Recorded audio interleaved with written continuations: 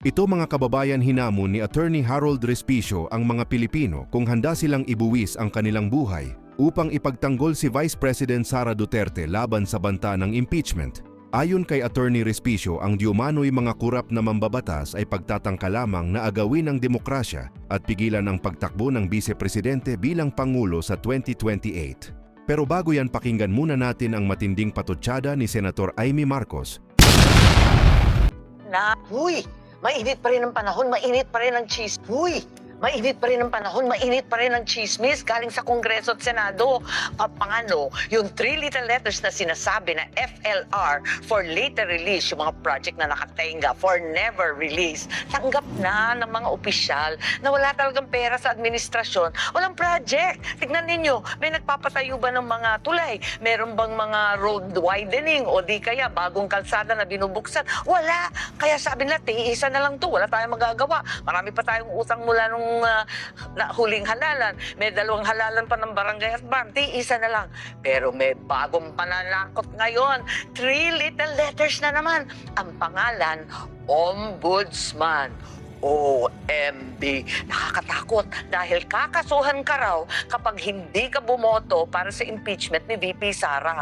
Tama ba yun? Nakakatakot talaga. At hindi pa yun. Maliban pa sa OMB, may DOJ pa, may NBI pa, may SEC pa. Sangkatutak na kaso ang uulan sa inyo pag hindi kayo bumoto ng tuwid. Nakaka-nervyos talaga. Tama ba ito? Talagang may bribery na, may pananakot pa. Ano ba itong nangyayari sa bansa natin? Ayon po mga kababayan, ang matinding pasabog ni Senator Amy Marcos mula sa kanyang official Facebook account. Samantala ito po si Attorney Harold Respicio. Dahil ako, willing ba kayong ibuwis ang inyong buhay para kay VP Sara Duterte? Dahil ako, willing ibuwis ang aking buhay. Gusto ko ang marinig ang sagot sa inyo. Handa ba kayo sa isang revolusyon? Handa ba kayong ibuwis ang inyong buhay para kay VP Sara Duterte? Paano yan mga kapatid? I-impeach na daw nila si VP Sara Duterte. Papayag ba kayo? Yung? Pero nagkakabayaran na sila sa house ngayon eh. Mga tanga talaga itong mga mokong na ito, na mga congressman. Alam naman nila na kapag natuloy yung impeachment trial at bago magtapos yung impeachment trial, by legal strategy, pwedeng mag-resign si VP Sara Duterte. At yung impeachment proceedings magiging factus officio. It will have lost its purpose. At titigil na siya. At pwede na siyang tumakbo bilang presidente sa 2028! Kaya ang tanging dahilan lamang kung boboto itong mga congressman na ito sa Monday para ipasa yung articles of impeachment para sa Senate ay dahil nabigyan sila ng pera! Ngayon, kung ipagpapatuloy nila na hindi talaga nila patuloyin na maging presidente o tumakbo bilang presidente si VP Sara Duterte, papayag ba kayo?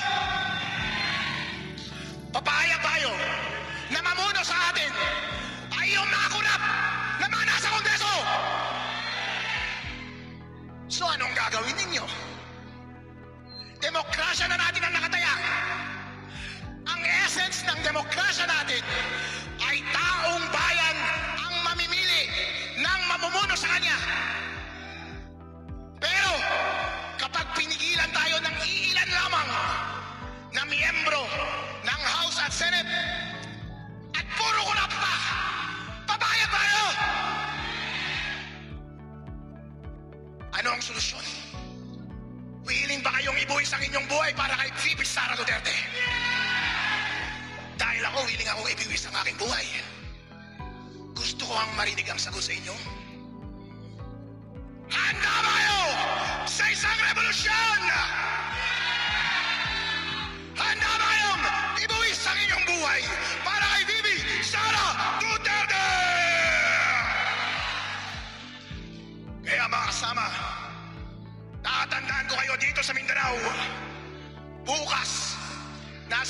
Pilipinas kami. At sa susunod, nasa Luzon kami. Ang buong Pilipinas, handang magrevolusyon, handang ibuwis ang buhay kapag nanakawin nila ang ating demokrasya at hindi patatakbuhin bilang presidente si VP Sara Duterte. Kaya nasa akin ba ang inyong mga salita, mga kapatid dito sa Mindanao? Excited na ba kayong maging presidente si VP Sara Duterte? Wow! Yeah, buddy, I love you. Mwah! Samantala mga kababayan, bukas na po araw ng Lunes i-impeach ng bahay ng mga buwaya si VP Inday Sara Duterte. Ayon sa mga congressman, nasa mahigit 200 na umano ang sigurado na boboto para ma-impeach si VP Sara at maakyat na ang nasabing impeachment sa Senado. So ito para sa personal kong opinion mga kababayan, hindi mai-impeach si VP Sara Duterte sa Senado. Sa tingin ko po mas maraming senador ang hindi boboto dyan. Huwag lang magpapadala sa mga pananakot sa gobyernong ito. Para po sa inyong opinion, comment down below. Daghang salamat mga kababayan. And God bless.